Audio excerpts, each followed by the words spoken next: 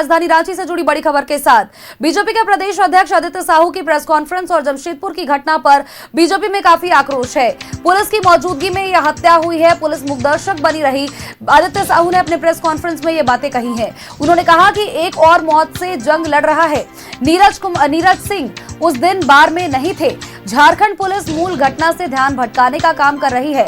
नीरज सिंह के खिलाफ जो भी केस दर्ज हुआ है, जांच कर उसे हटाने की मांग बीजेपी ने की है। निर्दोष व्यक्ति को फंसाने का काम प्रशासन ना करे, आदित्य साहू ने यह बयान दिया है। उन्होंने कहा कि कल जमशेदपुर पूरी तरह से ठप रहेगा और यहां की पुलिस सरकार के संरक्षण में बीजेपी को बदनाम करना चाहती है। बीजेपी के प्रदेश कार्य समिति सदस्य हैं नीरज सिंह।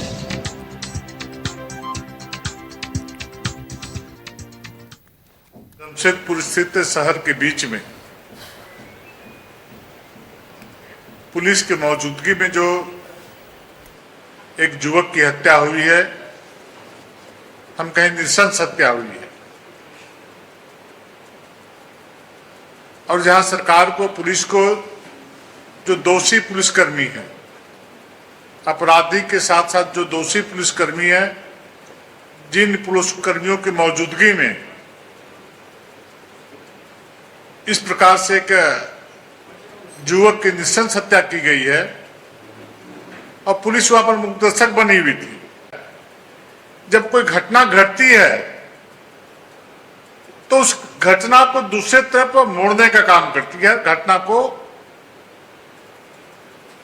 घटना के विषय में लोगों का ध्यान भटकाने का काम करती है, जो झारखंड राज्य में अनेकों बार अनेक घटनाओं में देखने को मिला है। और मुझे लगता है कि जमशेदपुर में भी इसी प्रकार की पुनरावृत्ति करने का काम इस घटना के बारे में देखा जा रहा है। अगर यदि नीरज सिंह जी वहां पर अवैध रूप से कारोबार कर रहे थे तो पुलिस प्रशासन ने क्यों नहीं पहले बंद कराया, विभाग ने क्यों नहीं बंद कराया, क्यों वहां पर बार चल रहा था? तो जो सरकार की तरफ से जो लाइसेंस निर्गत किए गए थे वो गलत है, तो उसको रद्द क्यों नहीं किया? क्या उस प्रतिष्ठान के अंदर उस युवा की हत्या हुई है? उस युवा की हत्या बीच चौराहे पर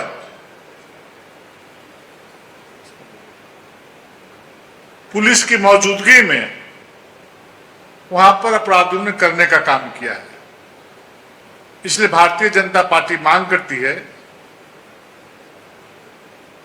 कि अपराधियों के साथ साथ जो वहां पर मौजूद पुलिसकर्मी थे और नीरज सिंह पर जो मुकदमा दायर किया गया है उस पर जांच कर अविलंब उसको उस केस से उसका नाम हटाने का काम पुलिस करने का काम करे। जमशेद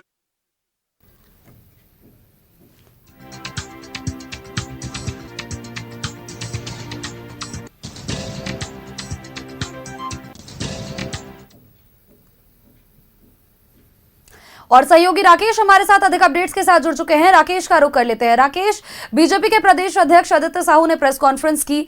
जमशेदपुर में जो हालिया हिमांशु हत्याकांड को लेकर के वारदात हुई, उसको लेकर के बहुत सारे सवाल खड़े किए हैं और इतना ही नहीं, सरकार पर, पुलिस प्रशासन पर लगातार तंज कसते हुए नजर आए। देखिए, कल जिस तरीके से झारखंड मुक्ति मोर्चा ने नीरज सिंह का नाम लिया और नीरज सिंह को इस घटना से जोड़कर दिखाया है, उसके बाद से आप कह सकते हैं कि नीरज सिंह के बचाव में बीजेपी उतर गई है। आज बाकायदा उसी मामले को लेकर बीजेपी के जो प्रदेश अध्यक्ष आदित्य साहू, उन्होंने प्रेस कॉन्फ्रेंस किया और ये कहा कि एक कॉन्स्पिरेसी के तहत नीरज सिंह को फंसाने की कोशिश हो रही है। नीरज सिंह का नाम इस घटना में जबरन जो है वो इस्तेमाल किया जा रहा है, जबकि इस पूरे घटना से नीरज सिंह का कोई लेना देना नहीं है। जिस दिन यह घटना घटी थी उस दिन उस बार में, जो कि वो बार के संचालक हैं, उनकी मौजूदगी तक नहीं थी। ऐसे में उन पर जिस तरीके से एफआईआर हुआ है वो गलत एफआईआर है।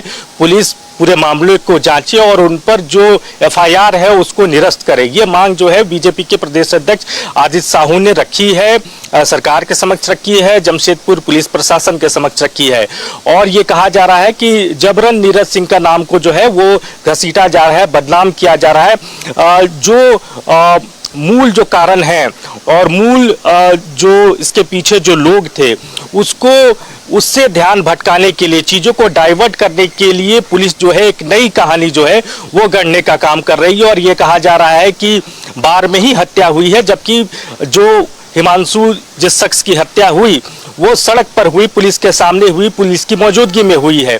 तो बेवजह नीरज सिंह के नाम को घसीटा जा रहा है। नीरज सिंह प्रदेश कार्य समिति के सदस्य हैं, बीजेपी के नेता हैं, लिहाजा आप कह सकती हैं कि बीजेपी अब खुलकर जो है वो नीरज सिंह के बचाव में उतर आई है।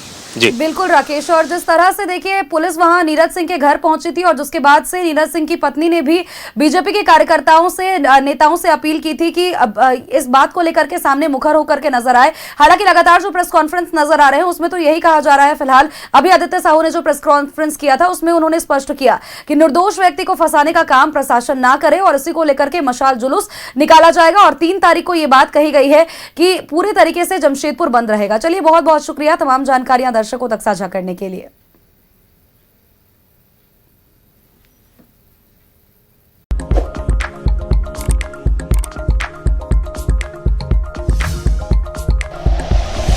Like and share videos, subscribe करें हमारा चैनल और प्रेस करें बेल आइकॉन। न्यूज़ 11 भारत, सच है तो दिखेगा।